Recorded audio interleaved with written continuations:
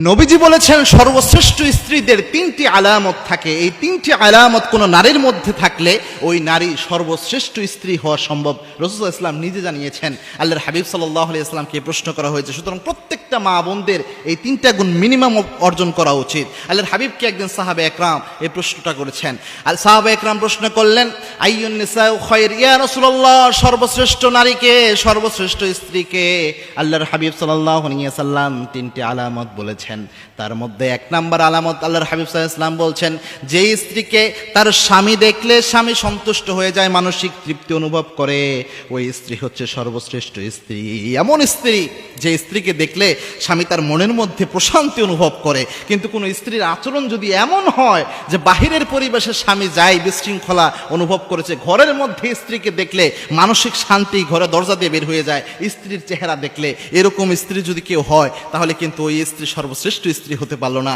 স্ত্রী মূলত আল্লাহ রাব্বুল আলামিন স্বামী স্ত্রীর সম্পর্কটা এমনই করেছেন, মাওয়াদ্দাতা ওয়া রাহমা, এই জায়গায় আল্লাহ রাব্বুল আলামিন প্রশান্তি দিয়েছেন। লিতাসকানু ইলাইহা, আল্লাহ নিজে বলেছেন প্রশান্তির জন্য আমি তোমাদেরকে স্ত্রী দান করেছি। এজন্য স্ত্রীরা হবেই এরকম যে তাদেরকে দেখলে স্বামীরা প্রশান্তি পাবে। এজন্য সর্বশ্রেষ্ঠ স্ত্রীর এক নাম্বার আলামত হলো যে স্ত্রীর স্বামী তাকে দেখলে মনের মধ্যে প্রশান্তি অনুভব করে, তার আচরণে, তার কথায়, তার বিনয়ে, তার চলাফেরায়, তার আনুগত্যে, এই জিনিসগুলোতে যে স্বামী প্রশান্তি অনুভব করবে, ওই স্ত্রী হচ্ছে সর্বশ্রেষ্ঠ স্ত্রী। দুই নাম্বার আল্লাহর হাবিব সাল্লাল্লাহু আলাইহি ওয়াসাল্লাম বলেছেন সর্বশ্রেষ্ঠ স্ত্রীর আলামত হলো স্বামী যদি কোনো আদেশ করে, কোনো কথা বলে, কোনো অর্ডার করে, ওই স্ত্রী যথাসাধ্য পালন করার চেষ্টা করে। কেননা একজন স্ত্রী যখন স্বামীর ঘরে আসে, একজন মেয়ের যখন বিয়ে হয়ে যায়, তখন ওই মেয়ের জীবনে সর্বশ্রেষ্ঠ মানুষ, সবচেয়ে সম্মানিত প্রেস্টিজিয়াস মানুষ তার আব্বা আম্মা আর থাকে না। আব্বা আম্মারও সম্মান রয়েছে, তবে একজন মেয়ের জীবনে সর্বশ্রেষ্ঠ দামি সম্পদ হলো তার স্বামী, সর্বশ্রেষ্ঠ সম্মানিত মানুষ হলো তার স্বামী।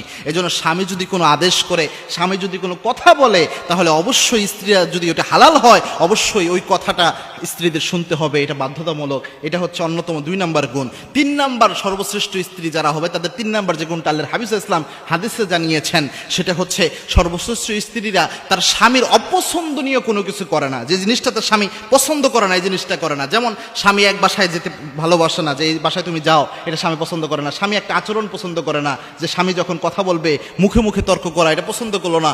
অথবা স্বামী যে কোনো ছোট ছোট জিনিসগুলোও হোক, এগুলো পছন্দ করে না।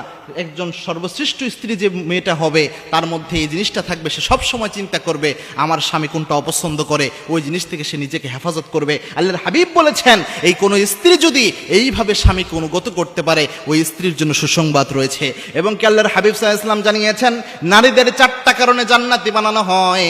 তার মধ্যে একটা কারণ হচ্ছে ওয়া তাআত বালাহা, কোনো নারী যদি তার স্বামীকে ঠিকভাবে মান্য করে দুনিয়ার জীবনটা পার করে দিতে পারে, ওই নারীর জন্য জান্নাতের 8টা দুয়ার আল্লাহ রাব্বুল আলামিন খুলে দেয়। সুবহানাল্লাহ।